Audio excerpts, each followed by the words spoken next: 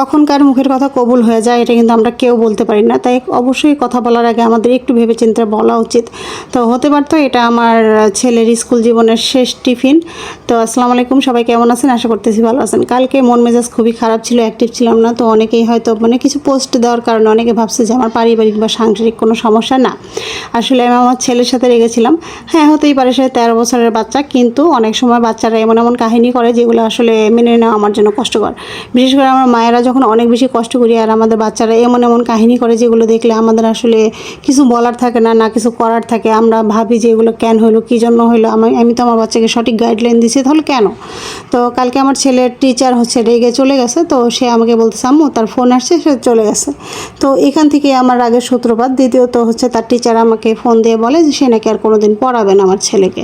তো এখানেও আমি রেগে যাই প্রচুর পরিমাণে, কারণ সে গেল ভালো কথা, সে পড়াবে না সেটাও আমি মানলাম, কিন্তু সে আমাকে বলে যেতে পারতো বাসায়, কিন্তু সে আমাকে বলেনি। তো এটা নিয়ে আমার চরম লেভেলের মেজাজ খারাপ হয়েছে। তাকে তো আমার ছেলে রাখিনি, রাখছি আমি, তো আমাকে অবশ্যই তাকে বলতে হবে। তো আমাকে না বলে সে চলে গেছে। আচ্ছা, সেটা নিয়ে আমি কিছু বলিনি। আমার কথা হচ্ছে যে একবার চলে যাবে আমি কখনোই তার পায়ে ধরে আনবো না। আমি তাকে বলছি, ওকে খোদা হাফেজ, আপনার সাথে আর কোনো রিলেশন নেই, আপনি চলে যান, আমার কোনো প্রবলেম নেই। তো ওইখানে আমার ছেলের সাথে প্রচণ্ড রাগ হচ্ছে যে তুমি টিচার চলে যাওয়ার পরে মিথ্যা কেন বললা যে আমার সে ফোন আসছে এর জন্য চলে গেছে। তো এখন ঘটনা হচ্ছে এটা তো আমি বুঝতে পারছি যে আমার ছেলে ভয়ে বলে নাই, কারণ সে একটা পড়া বেশ কয়েকদিন ধরে পারতেছে না, 4 দিন 5 দিন হবে এরকম, বাদ বাকি সব পড়া সে দিয়েছে, এটা সে কমপ্লিট করতেছে না।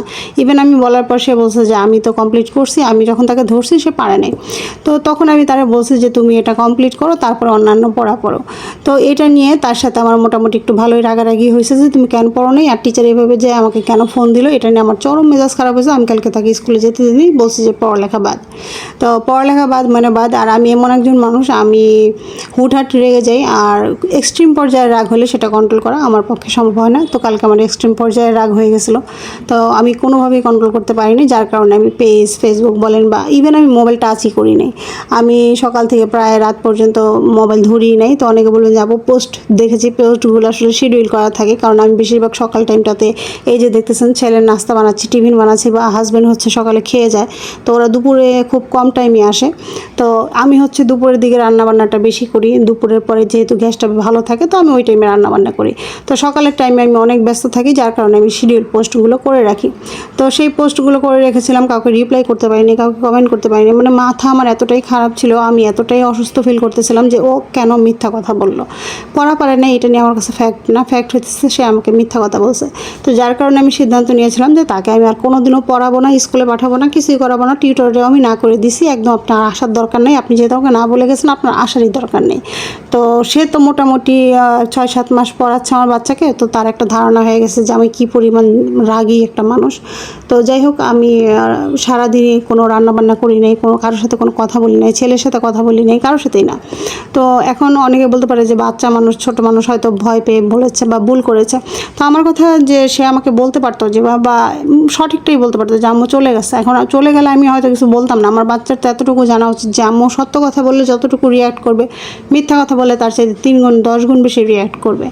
আর মাঝে মাঝে এগুলো কাজেও দেয়, যেমন কালকের আমার ওই রিয়াকশনটার কারণে আজকে ছেলে সারাদিন কালকে পড়ালেখা করছে। তো সে অনেকটা তারা আমি মারিও নাই, বকিও নাই, কিছুই করি নাই, জাস্ট আমি তার সাথে কথা বন্ধ করে দিছি। আর এটা না বেস্ট মেডিসিন বাচ্চাদের জন্য।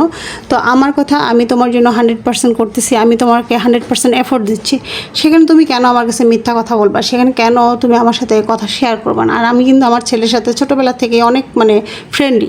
তো আমরা ফ্যামিলিতে সবাই, আমি, আমার হাজব্যান্ড, আমার ছেলে, আমরা 3 জনই খুব ভালো মতোই আমাদের কথাবার্তা শেয়ার করি। তো আমাদের ভিতরে গোপনীয়তা তেমন কিছুই নেই। তো আমরা সবসময় ফ্রেন্ডের মতো চলাফেরা করি। তো আমার ছেলে মিথ্যা কেন বলছে? তো সে একটু বড় হচ্ছে, একটু ভয় পায়, বা মনে করে আব্বা আম্মু অনেক বেশি শাসন করবে।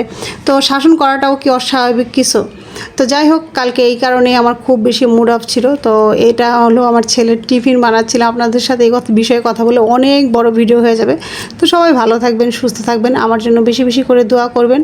আর এই তো ভিডিওটা এখানে শেষ করলাম। তো খোদা হাফেজ। আর টিফিনটা কেমন লাগলো সবাই জানাবেন।